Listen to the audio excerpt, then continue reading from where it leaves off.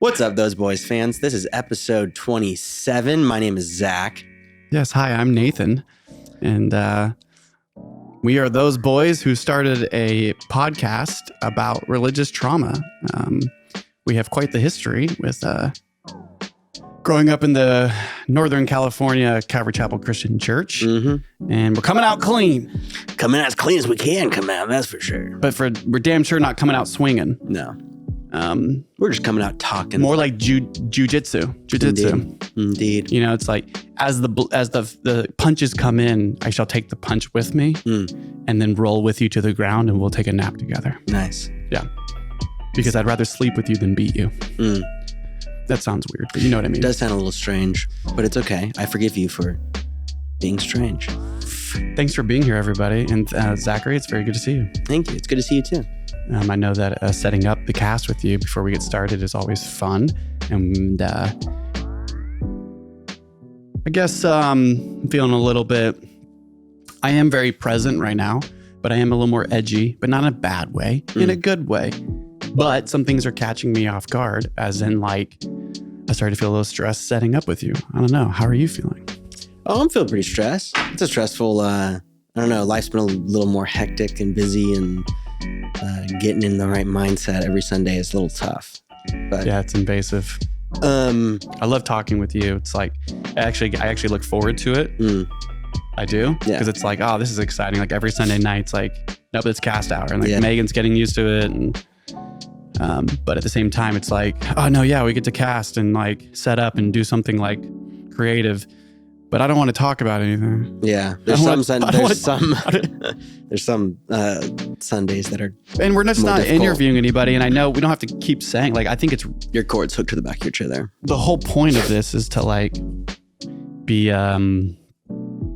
talking about our trauma, and I just think that like that's part of our sacrifice. Well, we also got to build a platform for what that trauma is, and I think that's what we're trying to do with this series thing is legit just talk about our trauma, so that if people even from our past wanted to know what we were doing, it's like you could at least go back and see what we're talking about, because the end goal is to bring as many people into this community as possible and interview them. Do you really care about people from our past seeing this? Is that what it's about? Showing them? Teaching them? Not from our past. I was just saying if like people from our past stumbled upon it, they have a platform to talk about it. Also, you mean like people that have like left the church or not have left the church, or people of the church? It's just a safe space. To see what we're trying to create is a place to talk about this, not to jab or say like bad things or negative things against Christianity or anyone else's religion. It's more just to talk about the effects of these religions or our religion on our upbringing and speak about the negative sides of these religions. Because you have to belief systems. You have to when it affects you. You know, I saw a picture on Reddit recently, and it kind of connected to one of the topics that we're going to be talking about, not this week, but next week. But I feel like we can still talk about it. If you've been listening, you know that we kind of have been doing a 5-part series just to keep myself and Zach in kind of like a more steady and stable and more collaborative, I don't know, I'm going to say cohesive conversation around our religious trauma, because it's really easy just to get clouded with everything and talk about all these different topics rather than stay concise. And so this is going to be, we took a little break last week and we talked about my psychedelic integrative therapeutic experience with some close friends that was highly medicinal. Please talk to your physician and a medical professional if you're interested in anything like that. It's not me or Zach, but I am only a language model. I do not need, please see a medical. Well, I think everyone has the right to their own psyche, though. Oh, absolutely. I think it's ridiculous that hallucinogenics are still illegal in our country. You know how like people on the stock market, like on Twitter, they're like, this is not financial advice, or what do they say? Yeah. It's like, this is not mental health advice. They say at the end of every tweet, just so if you use their advice to buy something, they can't get sued. Mine's like, it saved my life. This is not mental health advice. Please consult your Yeah, nothing wrong came I think out after of it. The last cast, I said, I don't know, after listening to all this, if you're listening to this and you're wondering, you be the judge. Yeah. I like that. You know, it's like, this is my experience. But that's what we talked about last week. That was wonderful. And have been reaping the wonderful benefits of that this whole week.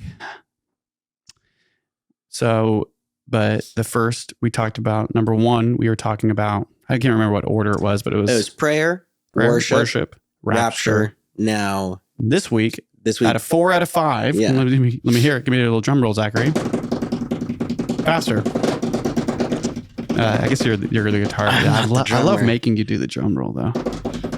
It is the trauma of youth pastors. Yeah.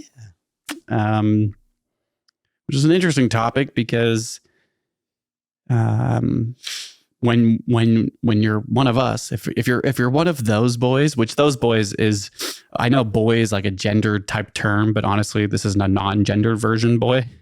If you're one of those boys who has ever been to a youth group, yeah, or even youth camp or church, and then you get sent off to like the kids group, yeah, or the Sunday youth school, group of even like church. You had youth group after or for church. Yeah, normally like at our experience, it was like you'd stay in for worship, and then everyone would split off. High schooler and junior hires went to the youth group, and kids went off to Sunday school. But everybody worshiped together. And so I guess in this like trauma timeline for the church experience, right? Prayer happened before worship in our like prayer circles, the pre-worship team. We talked about that a lot. And then worship itself. And I think like the sermon, within that sermon, the Raptors talked a lot about. So we talked about that. And this one being off to like youth group. Youth group is like a whole second family, or it is another family.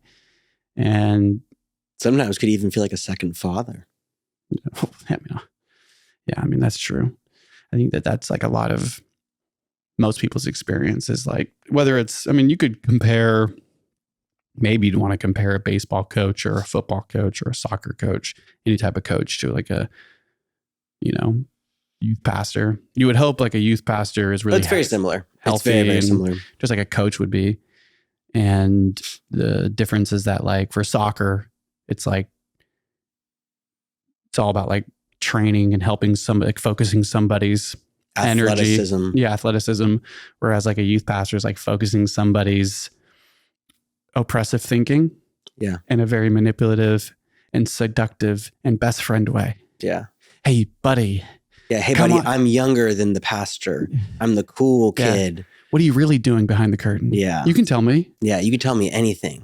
Maybe most kids had it well, but for pastors' kids, when a youth pastor is like, hey, you can trust me though. I won't tell your father my boss. Yeah.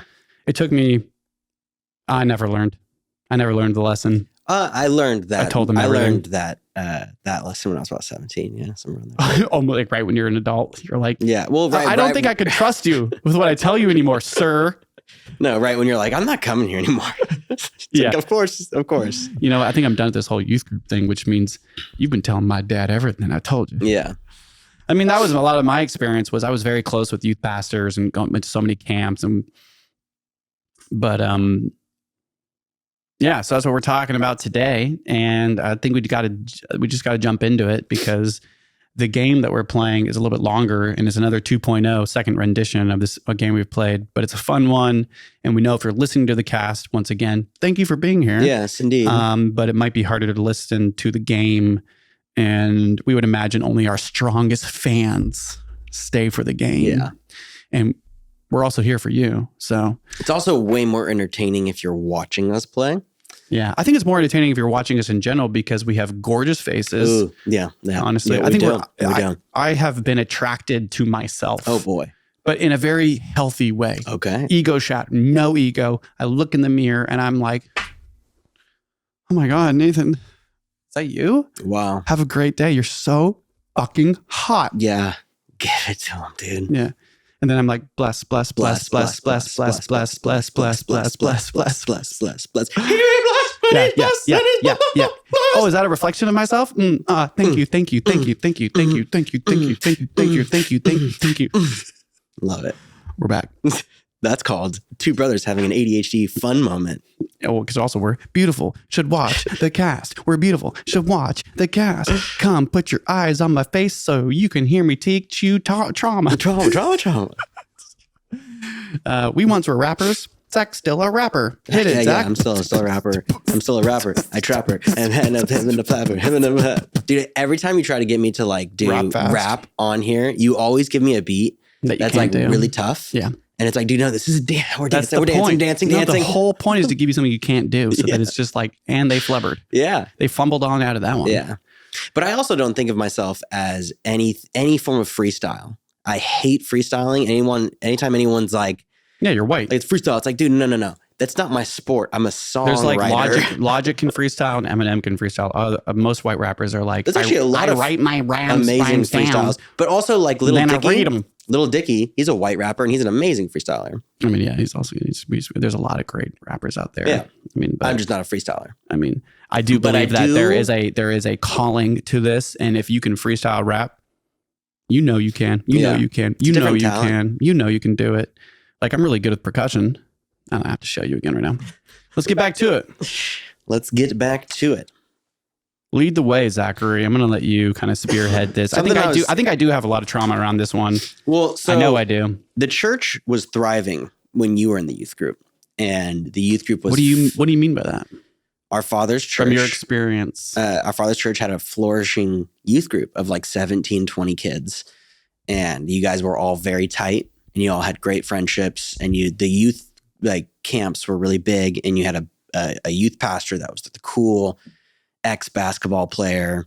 You know, it was just like cool. You had a really cool time in the youth group, where I was in the youth group for about a year until all of that ended, and you guys all graduated. I see what you mean now. And then I got the different youth group with me and one girl. Yeah.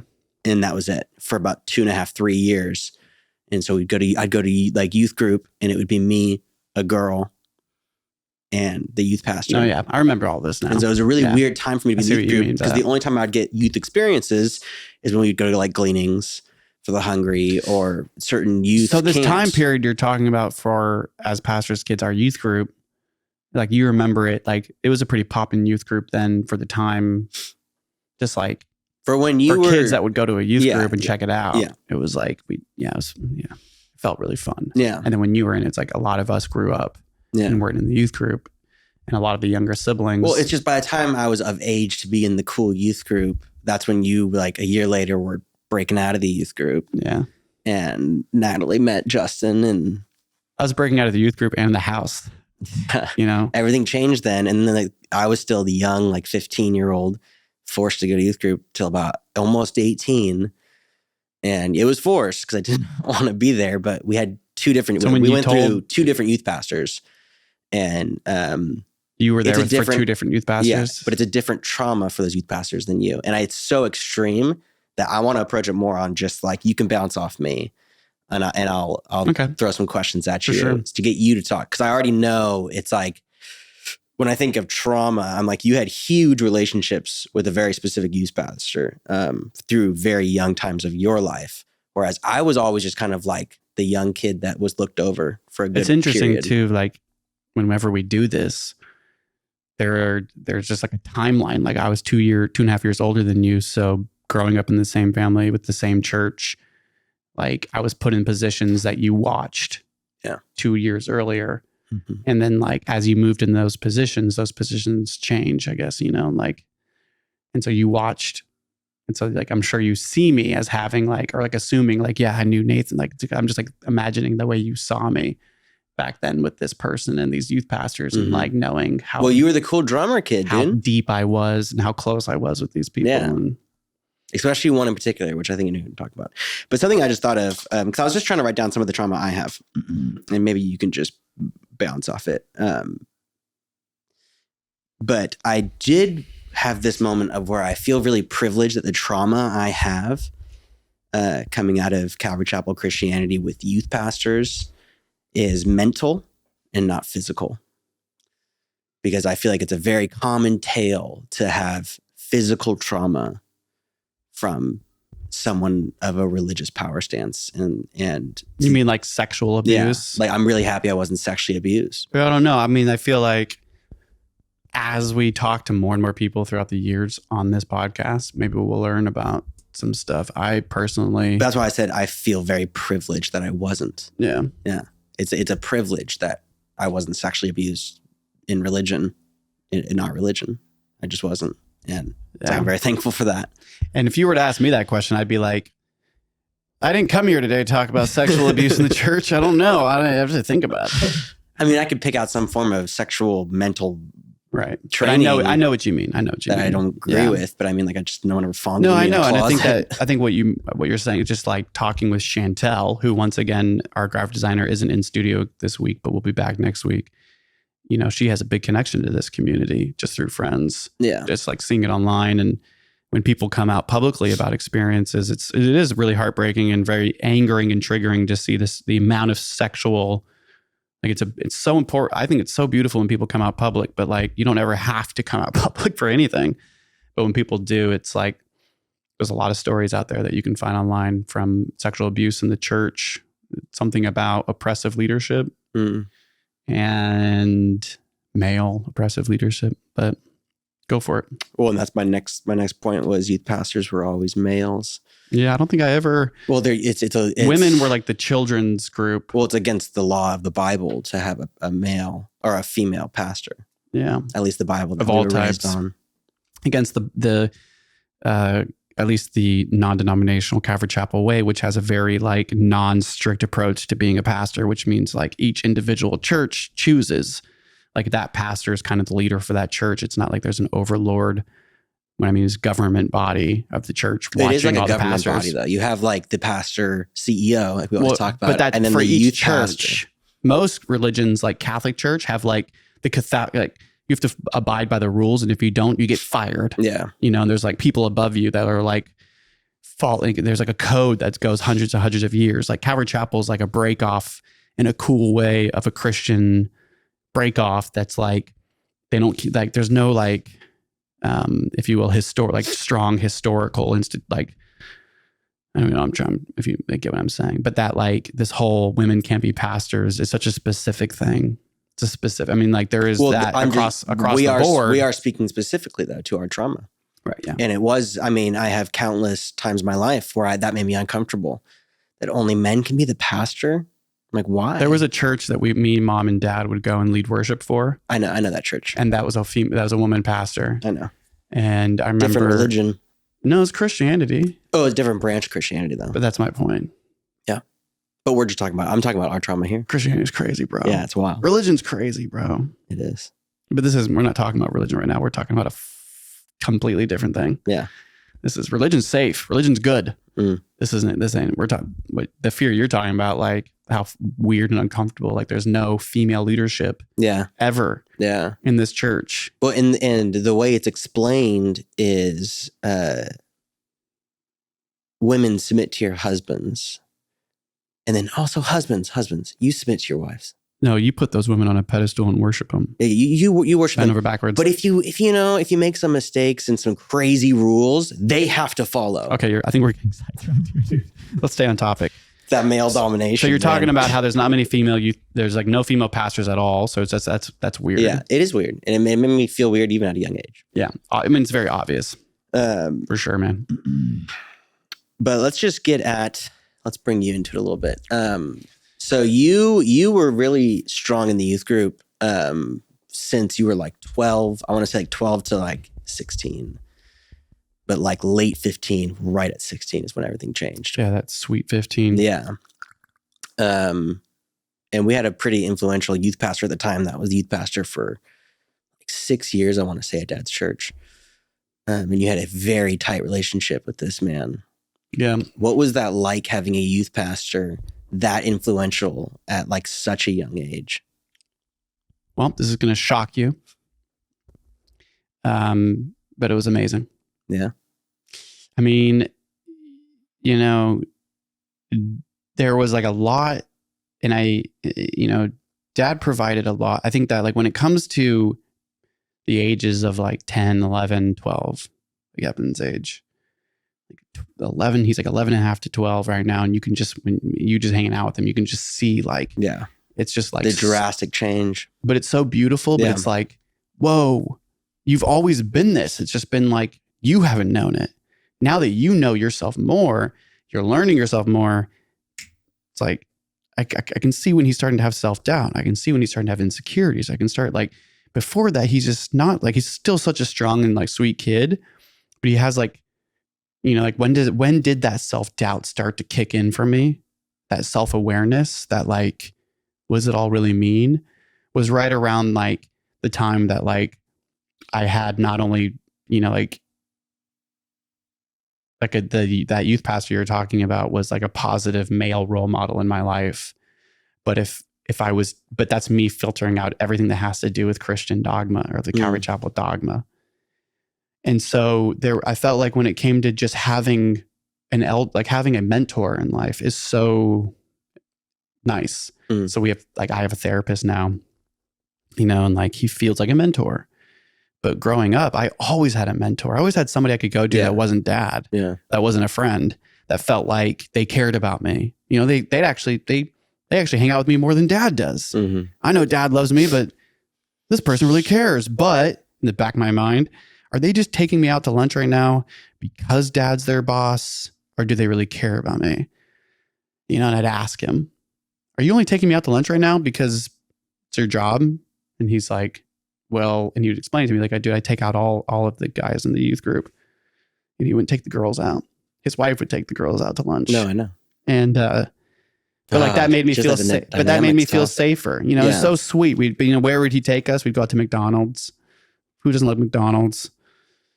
But like we would talk about, like we'd just hang out, and like I think there's a lucky part of that to have like a positive influence, if you will, not talking the church thing, but a positive influence that's like involved in your life. That's an older guy who's been through a lot of shit, that you know has been through a lot of shit. And he's like, I don't have much money, man, but I'm here to take you out to lunch. You want to get some lunch? And you're like, yeah. And then you guys just make crack jokes, talk about past camps, and you're eating McDonald's, and he drops you back off at school, and you're like, all right, I'll see you Friday night, bro. And you're like, that's an older brother. That's an uncle. That's like a family member I don't have. And so I think I don't have with that specific person you're talking about.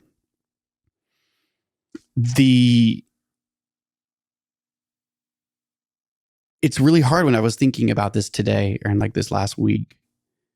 Like, is it bad? Do I feel trauma from them specifically?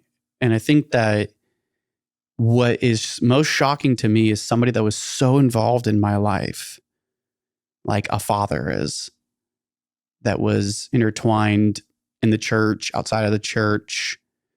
You know, when it was time to move on for me to grow up, and I got like everything we've talked about on this cast, and, you know, ostracized, if you will, and I was angry and pushed out. They had already started their own church. They were in this transitioning period too.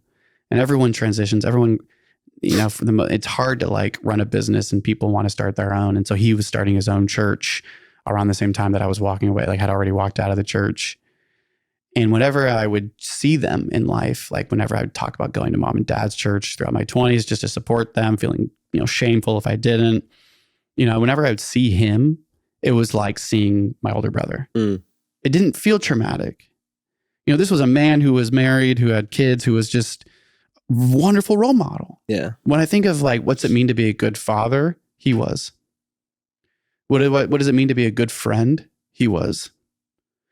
Now, the shit he said about masturbation and about relationships, women, you know, the things that were, I don't think he knew any better. When he became the youth pastor, he was my age 8 years ago. You know, he's young. Yeah. That's what we talked about a lot. That's what's crazy. Hey, let's put this 24, 25-year-old into like a very serious position. And I don't want to get into their personal life, but they had a very similar personal experience as me with like being a what? Father. Single, at a young age, father. Yeah. And I looked up to that when it happened, that became to my reality. Dad was like, you should talk to them. And I went, no, why would I talk to him? And he was like, why wouldn't you? He's been through this. And I went, he went through the church, bruh. It's like, I know all that. Like, you know what I'm saying? Like, that's how I thought about him, was like, he gave, like, there's not much, like the moment it was time for me to move on from the church, mine and that person's relationship I was so close, was over. Yeah. It was like, instant done. We're moved, never talk again. and I didn't hurt from it. I didn't miss them. I don't even think they missed me. Mm-hmm. There was times of missing the old days of the youth group, even when I was like walked away from the church. But that shit turned into blouse. That's what every single new job was, like a new youth group, you know, like go party and we'd play music for. And it would just be like, that's like, I feel like we've been chasing the same vibe of what the youth group was. And like, at least for I was. Yeah. And so, but yeah, so that's like my first take on it. It's not a negative thing. You know, I think that because of the way I want to look at it, or like the trauma, but I do believe that there's a lot that I've blacked out. I think that there's so much of my history that was around youth pastors and camps, leaders that weren't dad, you know, that I was right under, who brought me in under their wing. But this one that we're talking about was just a gem. He was a sweet person. He was. I really liked him. So sweet. And you know, he was also somebody that didn't have a good voice. And according to like society terms, and wasn't the greatest musician. But that dude got on stage and did his worship thing. And you'd be like, it's hard to connect with God when you do it because you're not good. And then I would have that thought and I'd be like, that's why it's going to be so easy to connect with God when you do it. And it would be like this thing of like, if he can kill his ego for God, which if you think about that's beautiful. Yeah. It's just kind of like a broken mirror. It's like, hey, look how pretty you are. Yeah. That's how I see it. It's like, I don't want to tell them they're doing the wrong thing. It's just like now there's not much I can go back to think of that relationship as being productive besides of what it was in that moment. That like, I should probably have another mentor in my life now. I should have more friends in my life. I wish somebody would take me out to lunch. Well, and I think it is good to have a mentor. I think that's why people love having a best friend, or when you're like, you ever have a best friend and you start to like grow apart, it starts to get tough. And normally it's like some person latches on. But it's good to have a mentor. It's good to have someone that can bounce it off. I think of you as a mentor in my life in terms of if I'm having a bad day, I can just talk to you. Yeah. Because the only other person I'm going to talk to is my girl, honestly. Yeah. Well, I mean, and I think that like there's a handful of people that I would trust, but I don't talk to that many. You know, I think that to talk to somebody or to hang out with them, you got to do it. Mm-hmm. There's people that do that. And I think that youth pastors are in a role where they feel like that is their job. And that's the sad reality. And I knew that. And I'd ask them that, like, you're just doing your job. Like, I know you're just doing your job, but you do really care, don't you? And they'd be like, I really care. And I'd be like, I know. I'm sorry that my dad doesn't pay you enough. Yeah. Like, because that's my role. And they'd be like, yeah, we know your role. We're going to be closer than all the others because you know the truth. Well, and you say that my dad didn't pay you enough. The church didn't make a lot of money. It's a joke. Yeah, but that's like how it felt. You know, it's like that's how it felt for me. It was like my dad's the church. We talked. It's just like it's you and then my dad. You're the assistant pastor and you're the youth pastor and you're under my dad. Like my dad kind of, the church is your boss, but you know, that's like, and that's the way dad was. He's a leader. You know, like he likes to control and so. Yeah. It runs like a business. I don't care what anybody says. Oh, it totally runs like a business. You know? Especially when you start to pull it apart. It's a full capitalistic business. Dude. All based around a relationship, which is the most dangerous part. It should be based on a religion. Yeah. You know that you make a lot more money. Yeah. That was a joke. I'm joking, but being serious. A serious joke. Serious joke. Yeah. Love it. But to loop you in, because like there was because there's like, I could go off on this person on like certain things about the experience around them, but they had left to start their own church. And this is what started the kind of the breaking down of the youth group, you know, and I was all acting out and trying to think freely, but I wasn't allowed to. So things started to happen. Like my body started to flinch out in weird ways. You know, I'd be like, Dad, I have a thought. And he'd be like, can't have that one. And I'd be like, ah! You know, I'd freak out. You know, I'd be like, God, I got anger. And so that was around the time where it was like, I don't want to go to the youth group. No, you have to go. Screw you, Dad. You're not the boss of me. You're going to the youth group. Yeah. It's like, what a crazy, and like, I was like 16, you know, like, this is crazy. I'm still a kid. So this new youth pastor came in. That youth pastor took me out to lunch and he was like, so chill. And he goes, hey man, I know that like a while ago you got busted for smoking pot and I used to smoke pot. Like, do you ever do that anymore? And I was like, are you going to tell my dad? And he was like, no. I was like, I mean, yeah, man, it helps me sleep. I love smoking pot. He's like, yeah, I used to love smoking it too, man. I just think that like, you just got to be careful. You know, it's a blah, blah, we had a conversation. Like 3 days later, Nathan come into the room. I'm like, yeah, what's up, Dad? And the way Dad told me, he found out was some crazy shit. He was just like, you know, somebody in the church saw you smoking pot with one of your friends, with like somebody. I was like, what are you talking about? He's like, yeah, somebody from the church saw you. And I was like, and I sucked at lying. I sucked at being mischievous. I was, but like at the same time, when you hear this story, it sounds crazy, but it's real. I'm the pastor's kid. New youth pastor takes me out. I asked me to tell my dad. He says, no, of course not. He tells my dad. Dad goes, you smoking pot? And I'm like, no. And he goes, well, somebody from the church saw you. What if I told you somebody from the church saw you? And I was like, well, what if they did? And he was like, well, what if they did? And I was like, well, then they'd be telling you the truth.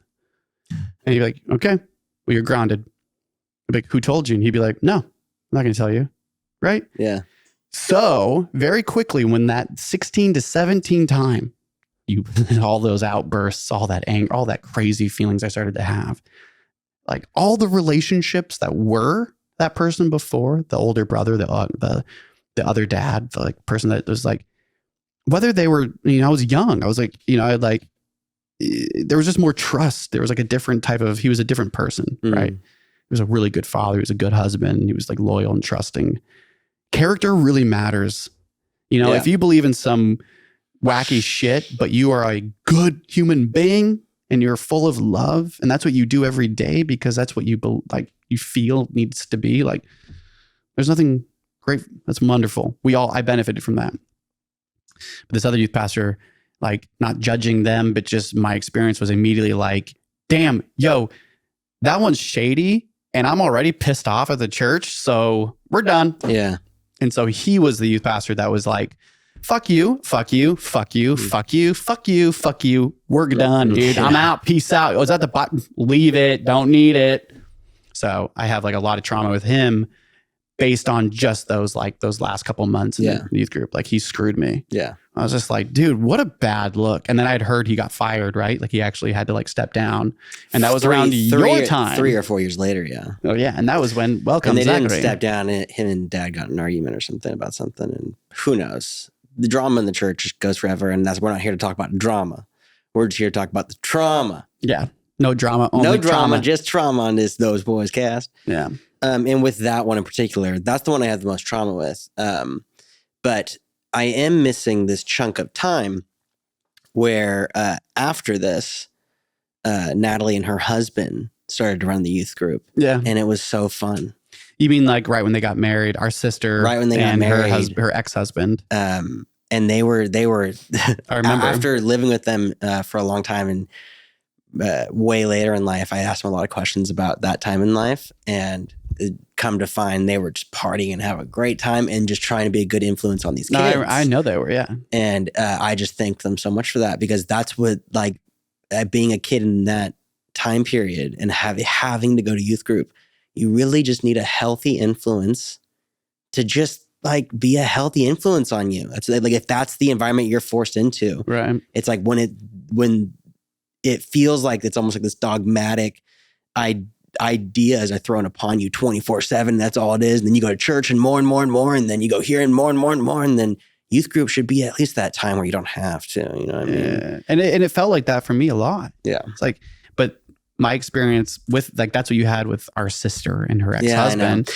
but I didn't have that, but there was a lot of fun. It was just mixed with like hour-long studies and 30, you know what I'm saying? Yeah, like, not when they did it. I know, but like, but no, that was I was like 16, almost 17 at the time. And so, you're an adult. I was an adult at that time. So at that time, it was the 5 years I was in the youth group, or from 12 to 17. Yeah. So those 5 years, I had 1 year with your main youth pastor that you don't have much trauma with, like you said. And then we had that other one for about 4 years. And really quickly, you and him hated each other. And it wasn't hate. Well, he just said some things to me where I looked at him right in his eyes and didn't lose contact. And I was like, you're one of the reasons he's also the same youth pastor that told you to not study science because you'll stop believing in God. Yeah, he said maybe reconsider going to college. And I asked him why. And he was like, because I left college because it was pulling me so far away from God. And I went, that's why I'm going to college. In church, I was like, dude, that's why I'm going. And he was like, what? And I was like, I'm going to so that I could get pulled out of this more. So I can learn more outside of this, like more other religions and stuff. And he was like, does not compute. Well, and that gets into more trauma I have with him. But he had, before he was a youth pastor, he had mental breakdowns up the wazoo.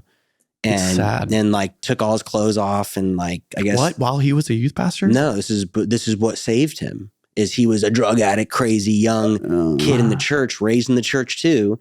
And was like having like weird hallucinations, but not even on drugs. And obviously just, it was like, losing it. But then 2 years later, whatever, is married, back in the church, trying to be a youth pastor, and reached out to us and became our youth pastor. Classic.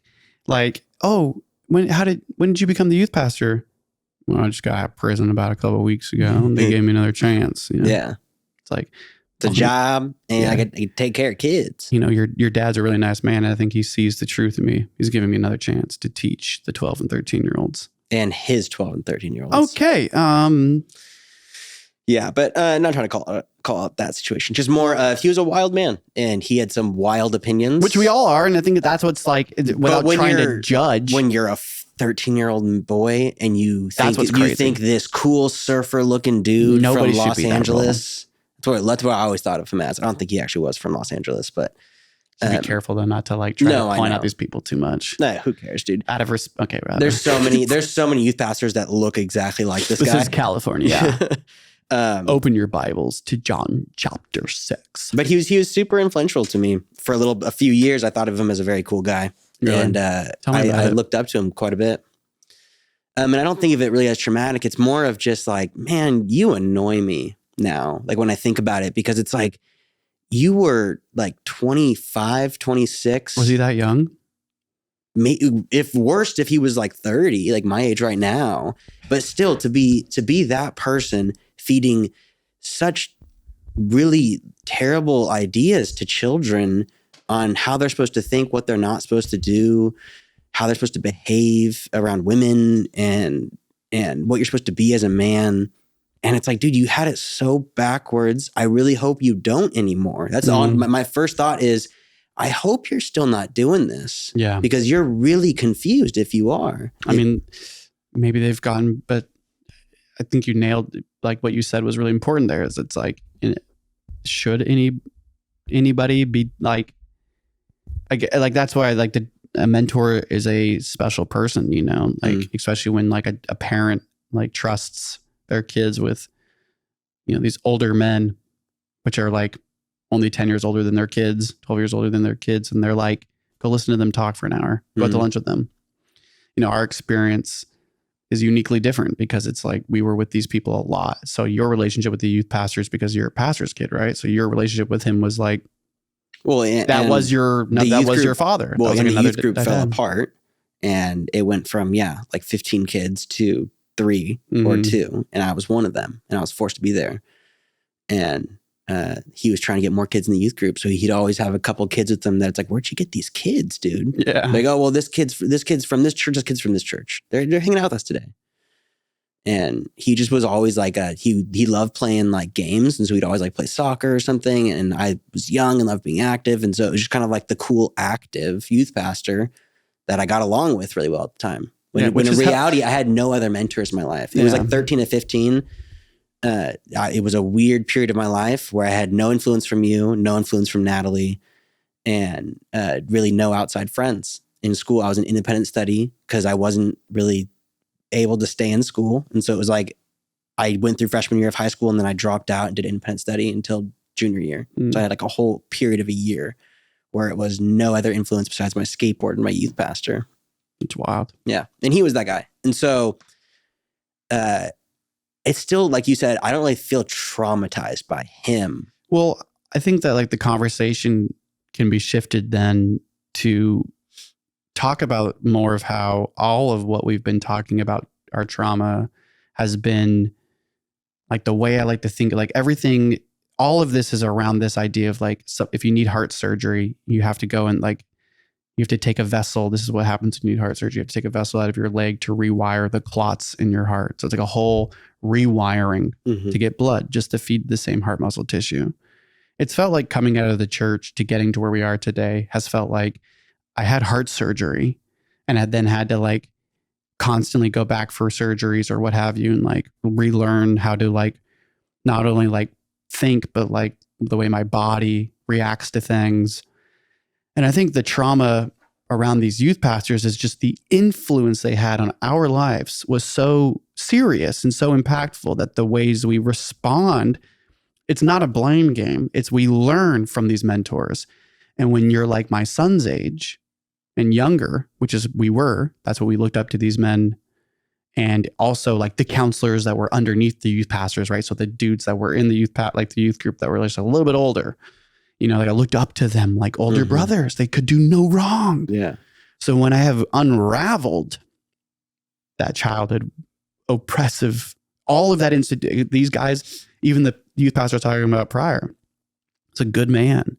He still reinstilled that like in me consistently over and over and over that marijuana was of the devil, that homosexuality was a sin, that men marry women, you know, that like men are a leadership role. I mean, there's like all of these roles and things that were like really impactfully and and it's not just the youth pastors that are doing this. It's the religion, and the youth pastors are exactly what they are. The youth pastors, their goal is to be a pastor. And all of the youth pastors we've had, besides, I haven't followed up on the other one, but all the youth pastors we've had have become pastors because that's the goal. You start, even our father, you started as a youth pastor. You do this. You practice, and then you start your church. And so that's what most of them do. So they're practicing, but they're also preaching the same message as the pastor is going to preach. Yeah, and I get it. Like a pastor, you build relationships with these people, and that's where I'm saying, like, looking at it that way is positive. But the things that were handed down, or the things that I absorbed from these dudes that I looked up to so much, you know, when it was time, like, to move out of the church, I didn't move out of my way of thinking. It's not that easy to rethink about how you see the world. And so who do I think really reinforced that way of thinking were these youth pastors. Yeah, 100%. And so who they are, like, once again, I'm going to use this saying over and over, I think, on this cast, like, forgive them for they don't know what they do. And it's like, even in the moment, it's like, I didn't know any better as a kid, but looking back on it, I don't have any hateful thoughts. Like, you're right. I feel so lucky to not have like been sexually abused by a youth pastor. Yeah. Thank God. Yeah. You know, like, because it's so close. And I know people that have been, and that's like, I had a great relationship with these people, like this one, you know, youth pastor, and like, let it be. But bro, you didn't prepare me for shit. No one did. Thanks for the Mickey D's and talking to me about how masturbation was distracting me from my truth with God, because that shit didn't help at all. It actually made me super anxious all the time when I was like horny. Yeah. And you helped me feel really bad about being horny. And it's not your fault, but it kind of is. Yeah. And Dad, how would you? Oh, because you were okay with it and you encouraged that. Yeah. And you still do. Yeah. So it's like, oh, we're all just molecules and you're just a molecule and we're all just molecules. And okay, so I have to like work with all the molecules. And so like, that's the way I think about it, is like, I have kind of, with certain relationships, I've always felt like I rose above him by just leaving the church. Like when I was out of the church, it was like, yo, you're cool because it's all good. The difference was like, it's so sad to see like that you fell so hard in high school and you had no money and you had nobody and you had a horrible, you know, like no parental support. And then you got all of that in the church. All of that. And so then you believe all full family, of it. all these kids, all this wonderful love and support and so much community. And so how dare I would never judge that. But what a trap. It's a trap. Trap. It's a trap. It's a trap. It really is, because I've said this once before. It was like, I wanted to go to Bible college and I was looking at the Bible college in Hungary. And it was like, Nathan, why do you want to go to Bible college? It's because I want to do exactly what my dad does and I want to find a wife. It was actually always it's all a trap, dude. It's like, but don't masturbate, but you can only find women in the church. Yeah. It's like, keep them as horny as possible so that every single woman they run into, they'll marry. If you're watching the cast, it's like feels like this. God. I guess I'll stay in the church. I feel like most of my childhood was striving for a wife someday. In the church. Has to be in the church. It wouldn't be accepted by my family if she wasn't. Looking back on it, the reason why it was so hard to find one. Yeah. The reason why it was so hard to find one was because when it came time for me actually wanting to date girls and like think about girls, man, I was so freaking horny that like I didn't know what to do with myself. Mm-hmm. So when it was like, hold it down, young man, you hold your shit down. It's like, you know, it's like every single woman in the church is somewhat attractive now. It's like, it was just, I knew it was like, I gotta, and we're gonna break free. We're gonna get out of here. It's gonna be beautiful. It's gonna be great. Yeah, yeah, and it's tough because a lot of these kids actually just do get married to just have sex, and then I gotta feel like that's gotta be so tough when it doesn't work out. When it's like, oh, wait, that's it. You know what they say? They're like, but she's not that great anymore. The question's like, but what if it doesn't fit? And they're like, we'll make it fit. We'll make it fit. It's like, that sounds oppressive. That sounds demanding. That sounds like not a choice. That sounds like, well, we'll work with what you get. You did touch on something there where you were planning on going to a Bible college. Yeah, of course. That was the train for every pastor's kid, for one, but also every strong Christian is missionary work, Bible college, pastor, or youth pastor. I thought I was going to become a youth pastor like by the time I was 18. I'll be shipped off to Los Angeles or something and hang out at a church down there and meet a really sexy blonde surfer girl and get married for the church and do more church stuff. It was always church. There was no other future for me besides church. That's like the Christian, that's like the Calvary Chapel Christian appeals. It is. Which it's not racist. It's a little racist. But when you know, it's like, it's not no, it's not oppressive. And it's not racist. And it's not sexist. But what woman are you thinking about? You know, it's like, try to break that. Yeah. Okay, I'm going to go travel. Don't travel unless you're going to Israel. Sorry, I know I'm just making jokes, but it's true. No, they're funny puns. I like them. But they're true. I think that like, that's the most trauma I had with youth pastors. These guys was they had a very serious impact on there was no sexual abuse when it came physically, but man, I was extremely sexually abused mentally. And like, whenever I was thinking about the youth pastor thing, that is where my mind goes, is thinking about how much of an impact these dudes that didn't know anything. Nothing. Absolutely nothing. And I don't want to judge them, just like coming from the perspective of like where I think I've grown so much. Well, all of my experiences with like women, men, like gay, you know, transgender, like there is trauma in life that happens when you're not making your own choices and if you're doing things for the wrong reasons. But like sex is one of the most, if not the most natural thing. It's where it all starts. Mm-hmm. And everything in life looks like a succulent sort of, everything goes in and out, whether it's, everything plugging in is male to female. Like, and I know that's the gender in it. Let's take the gender out of it. There's just ins and outs of everything. Mm-hmm. And there's like, and so for me, when it came to like, you can't like think about girls wrong. And then the youth pastor reinforced that. You can't be masturbating. And the youth pastor reinforced that in a cool way, productive way. Then it was like, when it came time to like bled it out, it was like very confusing, so much shame. I had so much shame with my own body. Mm. And I was okay with it because it was reinforced by the youth pastor. Yeah. I just feel so weird. Like, I got to do this. And when I do it, I feel so wrong. No, like then the reinforcement, it's okay. This is how you can think about it this way. That's the trauma, was like, you know, and like that shit has taken years and years and years to unwind. And I never understood the like, don't masturbate. And I never really was, I don't think, taught that, but it was just like, I definitely had youth pastors. Just you shouldn't masturbate. Yeah, it's going to make you think really negative thoughts. And I never really understood that. I'm like, what negative thoughts are you thinking? Because I hadn't watched porn until I was about like 17, like real porn. I just be like, yeah, I think of boobs. That's not that bad. They're just boobs. It's like I'm a man and I'm growing into a man. I should be able to masturbate. Like I could not connect the dots on why it was frowned upon, but I felt so bad for doing it every time. And it was because it was reinforced by a lot of youth pastors and a lot of just at youth events with pastors. They'd always reference me as a horny mice. There was this one youth pastor that always, men, horny mice. I know you. And it's like, dude, I am not as horny as you are. You're a very horny man. I am a very like kept together young dude that I don't talk about my sexuality with anybody. And I masturbate in the bathroom. He's over here like, I want to have sex with all of you. I'm holding it in. It's like, geez.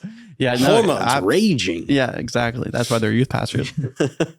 How long have you not masturbated is the question. Yeah, going on 15 years. Run! Where's your wife? She left me. Yeah. It's like, you want to know what happens when you don't masturbate? Never mind. Forget that joke. But there was a lot of masturbation talk and I just couldn't connect to it. And there's also a lot of like sitting in like boys sitting in groups with the youth pastor and the youth pastor bringing up masturbation and then all of us talking about it. And it's like, that's weird. That's weird. Yeah. I don't know. There's certain things that like, I think you're right. I just don't remember because they were so awkward. I might've blacked them out. I don't think it was traumatizing. It was something that was so normalized. And when you break out of the church and you look back on it, you're like, it's still normal. And then you grow up a little more and you're like, still normal. And then you grow up a little more and you're like, none of that's normal. Yeah. And then you're like, did anybody else in the youth group have the same experience? Not really. Yeah. Ours was very intertwined. But there were similarities, but not really. And so like, besides you. So, yeah. And so I think that's very dangerous. I think that's damaging. At the beginning of this cast, and this is a good segue to kind of like maybe end our conversation to kind of open the door to next week's conversation is I saw a picture on Reddit and we'll bring this back up maybe if I remember. I saved it for next week.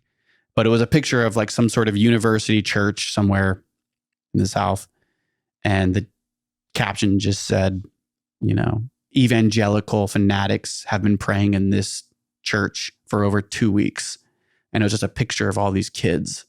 It must have been like 15, 16, 17-year-olds, like what we're talking about, like a youth prayer, all arms, prayer arms or whatever, like thoughts and prayers.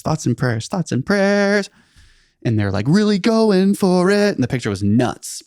And there's like, I zoomed in, all of it is totally triggering this morning when I looked at it. And I was like, oh, good thing we're not talking about missions trips or like summer camps, whatever, because we're going to be talking about that next week, which is like mission trips or camps or this idea of like call to arms and traveling to go and do the Lord's work.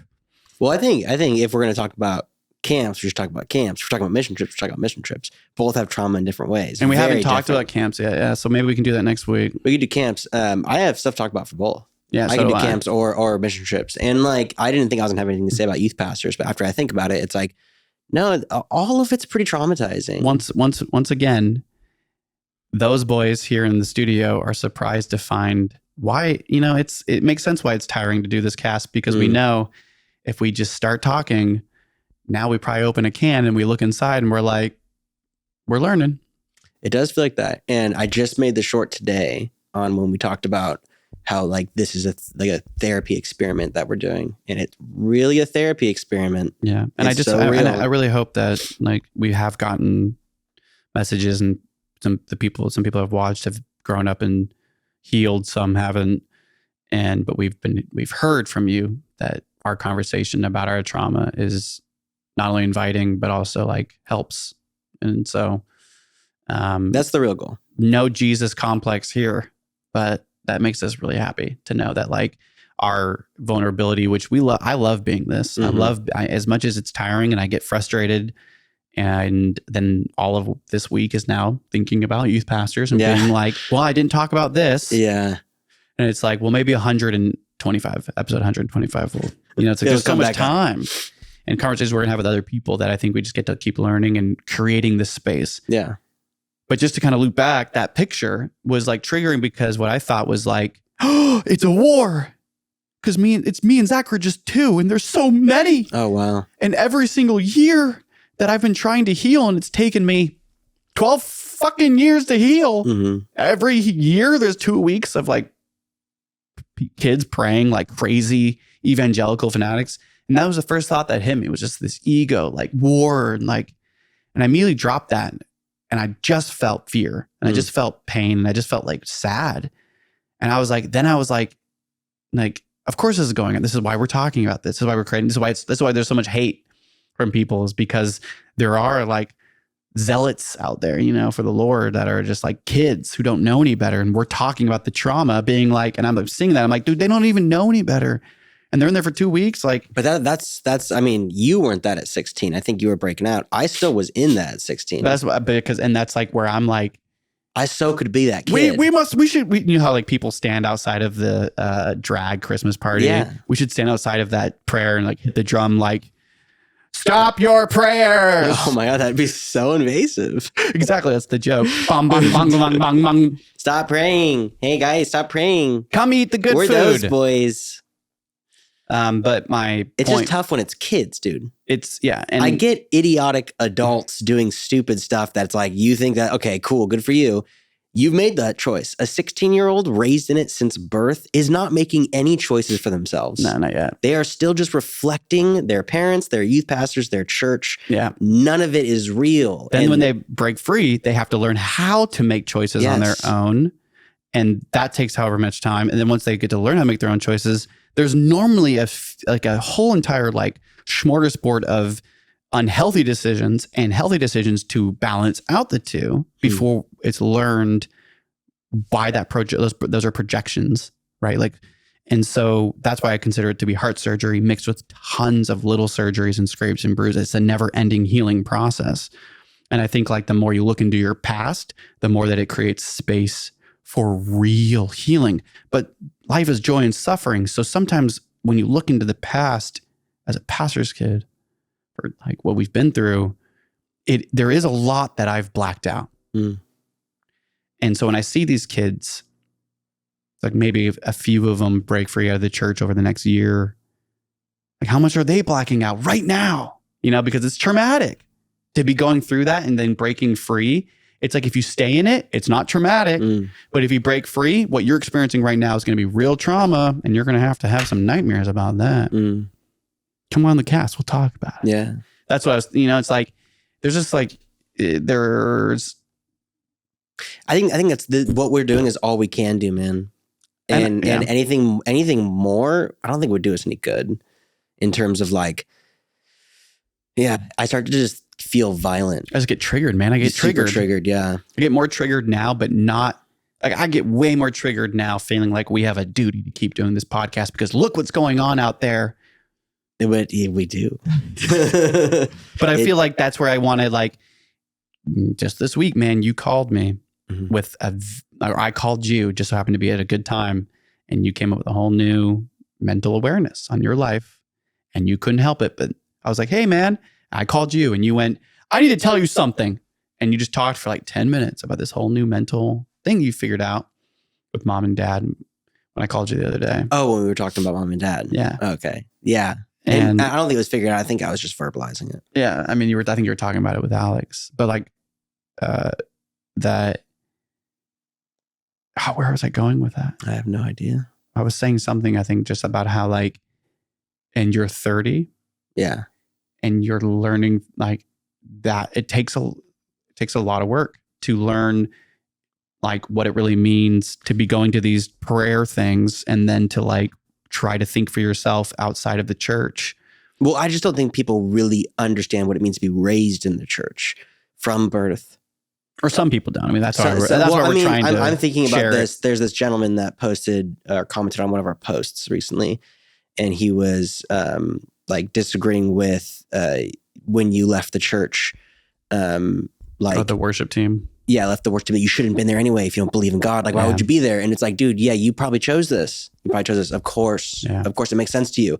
But when you are raised in it, you have never had a thought different than this religion, and you're 16, and you have a thought that you don't want to do this anymore, this religion, and it at the time ruined your life. Like in terms of like, oh, any support you have, it's gone. Everything in your life is gone. And it's like that mentality. It's like people, if you weren't raised in it, it's pretty tough to understand where we're coming from when we talk about this trauma. I think it would be. And it's like, you have to put yourself in our shoes. I also think that person that you got into a little conversation with online, like maybe they didn't watch the podcast. Well, no, actually, so because that was the whole conversation. The whole conversation was like, we didn't know any better. That was the trauma. Yeah. That like, obviously, I think you even said that in the podcast, like, obviously you shouldn't have been in the worship team if you're not a Christian anymore. It's a Christian band. Yeah. Like that's odd. But it's like, but when you're 15, like that hurts. Is that, you know what I'm saying? So it's and I commented and said, go watch the cast. And he said something else. I said, go watch the cast again. And he liked it. And he said he would. And so I really hope he did. It's like the shorts are supposed to drive people to the podcast. But if you're a Christian and you see the shorts, it drives you far away. You just watch more shorts because it's triggering. Well, no, it's because I'm not going to watch the podcast. I don't want to learn about the algorithm loves them because they'll comment on the video. And that's like the biggest algorithm point. And so it's like, you're going to see more of our videos now, dude. Yeah. How you feeling? I'm feeling chill. That was good. Yeah. Compliment. Better than I thought it was going to go. I never think it's going to go well. No expectations. I think we're getting better at opening up. That's for sure. About topics. Because Lord knows, it's like, Lord knows. Lord knows. What I mean is like, universe knows that if I ever feel like, oh, I don't have any trauma there, it's like, yeah, you do. Why don't you just have a conversation about it and see what happens? Okay, buddy? It's like, okay, buddy, old pal. Okay. Whoa! By the way, I was talking to my barber 3 days ago, something like that. And he was just going off about podcasts because our podcast, we always just talk about like what he's doing, what I'm doing. And we start talking about podcasts. He started talking about Joe Rogan and how JR, we don't say this. JR. How he's like, oh yeah, dude, have you watched this series that he does? And it's like with one of his buddies. I'm like, nah, dude, I don't really watch him anymore. And then he's like, yeah, they take mushrooms and do the podcast, blah, blah, blah, all these things. And I was like, oh, have you watched the one with Post? And we're talking about it. In the back of my head, I'm like, we should take mushrooms and do the podcast. We have. I know, but we haven't taken a good amount of mushrooms. Oh, dude. It would be so intense. I think it would be a fun podcast. But we should do it for a fun one where we dress up. Like it would be like a Halloween cast where we take mushrooms. That would be fun. I don't want to do trauma and with mushrooms. That would get really emotional and weird. I think like if it was like we have to have more chill podcasts. Yeah. But I think they'd be fun sometime in the future. I'll pray about it. On that note, because if you've been listening, thanks for listening. Thank you for listening. We're going to go on over to the Game Cam. Let's play. You zoned out. All right. So is it me first or you first? Who won? I won last time. You won last time? Are you sure? Yeah. Oh my God, dude. Are you sure you won? Sorry. I kicked your ass last time. We played Labyrinth. Well, I mean, no. Oh, I thought we were talking about the last time we played Trouble. Oh, I think you beat me in Trouble. But I guess we can go winner of last game. Yeah, you can go. That's what we do normally. Go. So we won the last week. Go. Start it off. 4. You're not going to go. So we're playing Trouble today, and go. If you're still listening, that's awesome. We're going to try to play fast. We know this is a long game, but we love the game Trouble. And if you're hearing that pop, yes, Nathan just got. Oh, whoops, we got to put all these in our home base. Sorry. You have to get a 6 to get a home base, which I just did.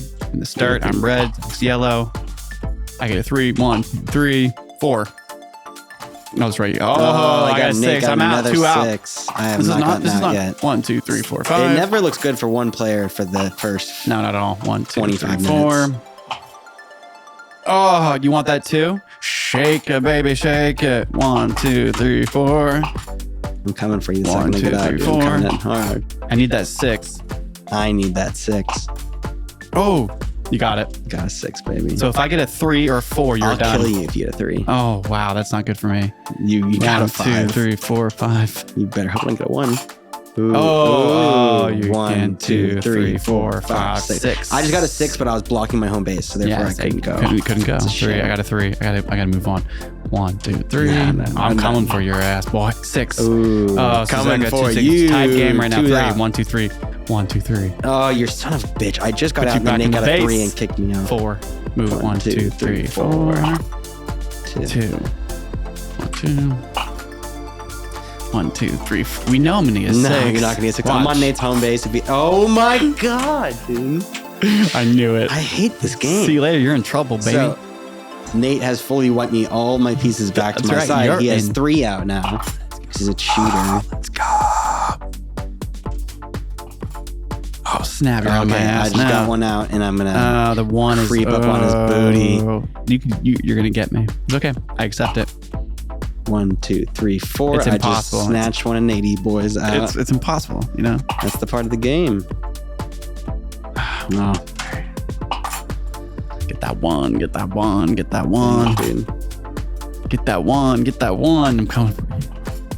5. Nope. But you know. 2. Wow. I'm getting the bad rolls. No 6 today, baby. No 6 today. 3. Oh no, Nate's getting low rolls. They're all low right now. Or if I get a 2, I'm gonna wipe one of the other pieces out.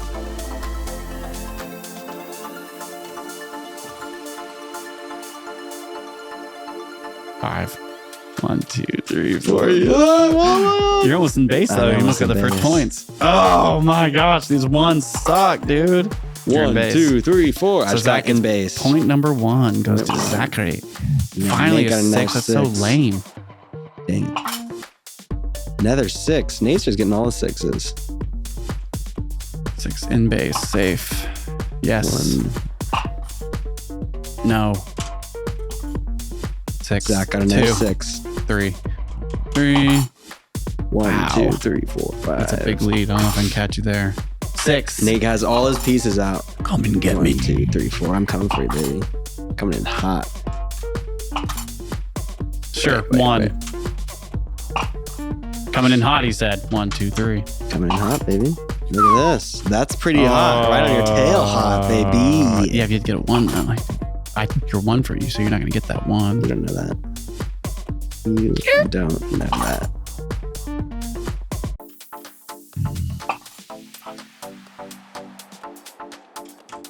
You could have got me. No.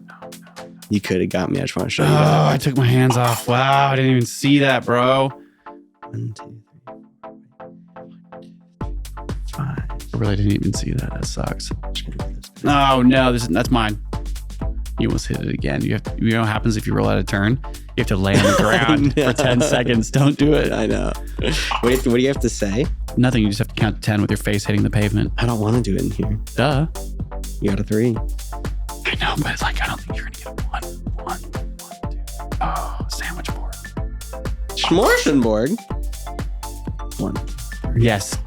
You're no, done. dude. How is that possible? Played you like a old fiddle. 3. If you had another 2, I'm Get out, shook. shook. 1, 2, 3, 4, 5. You're gonna be shook. Oh, that's 1, a big 2, roll for 3, you. 4, 5, baby. I can't catch you right now. Coming in for that second point. Nate got another 6. Doesn't even need it. Actually, you can really bounce one of those close. You're in. 1, 2, 3. Zach has 2 points. 2 points. I mean, I have nothing else out though. 1, 2, 3, 4, 5. If I can't get 2 points. 6. 2 versus 2. Oh, I just got a 6. No. Oh no, you're gonna use that 6. He just got to run. See you later, buddy. Oh yeah, take that 1. Keep inching your way. Let's go. 1, 2, 3. I need a big number here. 1, 2, 3, 4. Nate got the perfect point. Nate needs 1 point to win. I'm inching my way across the I board. love these 2.0s. I love me. We should have a 2.0 gold. 1, 2, 3, 4. Big numbers now. If you get a low number, yes. I think I got big 1, numbers 2. the rest of the game. We have 5 more rolls for me.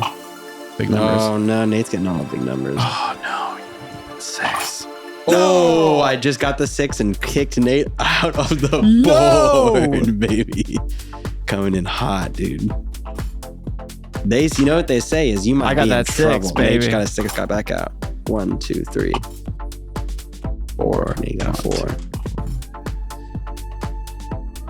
1, 2, 3, 4, 5. All I ever think about right in these situations is run. Run. Run. Ooh. 1, 2, 3, 4, 5, 6. Yeah. Let's play. Coming for you, baby. Nate got a 2. If I get a 3, 4. 1, 2, 3, 4. You're just gonna chase me down. 1, 2, 3. Leave me alone. 1, 2, 3, 4, 5. Leave me alone. No, So I need a 4. No. Oh. You can't get me, man. 1, 2. You could have been safe. Put your finger on it. So right now, Zach's rolling out a turn with the game Trouble. And in our family, what happens if you run out of turn? You have to put your face on the ground and count to 10. Go. Oh, I did. It ruins the odds. So because the odds are now ruined, the game is no longer based on the odds, based off a mistake. Put your face on the ground. Count out loud. 1, 2, 3, 4, 5, 6. You can hear that in the mic. 7, 8. It's called 9. It's called pain. 10.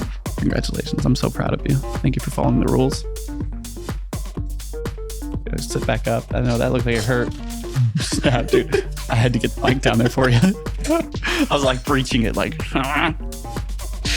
How do you feel? I just feel so shameful. It sucks. It sucks. It's one of those lessons you're supposed to be like, I'm never rolling out a turn again. I can't believe I did it. I knew it was happening. I was like, no, damn it.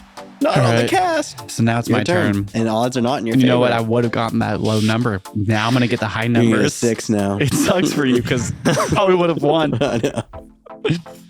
Oh, Dang, you just got a 6. Dude, you probably would have won. Oh, you got the 5. That's a good look. You're in. Right now it's a tied game. 4, 5. Yeah, it's a tough tied game. I'm going to get a 4. If you get a 4, I'm masturbating on the cast. You got a 1. Oh. No. You're safe. 6. You're safe. 2, 3, 4, 5, 6. Okay, now this is the run. We can't steal each other. Can't steal each other, but it's the run to the finish, and you have a way lead. No, I'm going to get small numbers the whole way. You're going to get 6. big numbers. 1, 2, 3, 4, 5, 6, Oh, I'm gonna be baby. so pissed. Hopping across the board, dude, nigga. I got 1. No. 1, 2, 3, 4, 5. All right, I'm actually closer now. Okay, I got to feel this roll. If I get a 3, I win. What do you need? I don't think you can get in right now. No, you just need... Nope, you can't even use a 6. 5. I can't use a 5. 3. Nate's closer. You needed that 3. Nate needs a 1, 2, 3, 4. Nate needs a 5 to Come win. on, get a 1 and I'll get a 5. If Get a 1, get a 1. If I get a 3, oh, you have the 3. I know, but you'll get a 1. 2. Bummer. Yeah, Wait. a 5. Yeah. Ooh, Nate took the 1. now I Now need he's a going 4. for a 4. 3. Game over, God, baby. son of a... Game over, baby. Came in hot. That's how the last game ended. That's how the last game ended. And I won. That means Daddy came in 2.0 on Troubles. I just did that scream there because I'm pissed, but at the same time, that's what you're going to use for the picture of the thumbnail. That's going to be some great pictures right there. Those were good. You did a picture too. We're going to be both like, ha! Oh, man, what a beautiful... What a close game. Look at the pizza. That was a great game. Dude, Trouble couldn't have never gone better. That wasn't that long at all. It was a good 10-minute game. What's fun about Trouble is that it really is based on the odds. And sometimes that misroll is like you had big numbers. Now you're getting ones the whole game. And you're like, oh my God, I got ones the rest of the game because of my misroll. It's definitely like so much trickier to play with a full 4 people because by the time it gets back to you, the odds are just all over the place. Yeah. But when you get in that rhythm where it's like, I get a 6, then I get a 1. And then you get a 6, and then I get a 2. Yeah, it's like... And then you get it. It's like, dude, you're on the 6s right now. It's like... I quit. I'm done. This game's rigged. That's the way it feels, man. All right. And do you have any homework you want to go over? Yeah, I should remind myself I need to re-render this cast without the music so I can make shorts of that game because that was a good game. Of what game? Of this game. I normally don't do shorts of the games because there's music behind it. And also it's but like... the music sounds good on shorts. But then I can't do any cuts. But they sound really good. The cuts sound really good. I think they sound good. But it makes the music feel like it's skipping. No, it makes it it's just part of it. I think everyone sounds like they're skipping with the new editing, where it's like, no, that's what I'm trying. Then back and then you back and say, I quit and we're done. And you're like, whoa, I just learned everything so much faster, but it sounds glitchy. I was listening to that short you made with the song at the short, and it sounded really cool because it was like you were like DJing. It's like, like it's interesting that's how it sounds to you. Yeah. If you think that way, maybe others might think that way too. In the comments, please let us know. Oh, you're being so present by being that right now. Thank you. Thank you for being thankful that I'm being present and you know being thankful. You know what time it is? It's time to say thank you. Thank you. Yep. Thank you. Thank you. Thank you everyone for listening to episode 27. And to finish off the cast, congratulations those boys for 400 subscribers on YouTube. Yes. That was a tough 100. When we started this, it's worse than we thought it'd be when it came to how much subscribers really are. Thank you. Yeah. For the person who broke us 400 and the one of you that subscribed recently. Yes. Please stay with us. Yeah, it's an interesting game we're learning as becoming influencers on the interweb. Mm-hmm. Is the real the grind years, and we are just deep now in these grind years that we're gonna be putting in. I like it, and I like it. Yeah, no, some weeks harder than others to edit, but a lot to learn. A lot of lessons I've been learning on patience. Yeah, and I'm happy you have a better job because all of this feels a little bit, even if it's like more work, it's still like life's easier when you're happier at your job. Happier job and making more money. Making bank. Making bank. All right, everybody. Love you. Thanks for watching. Love you, everybody. Love, love, love, love, love. Love is the answer. Love is the answer. Love is the answer. Love is the answer. Love is the answer.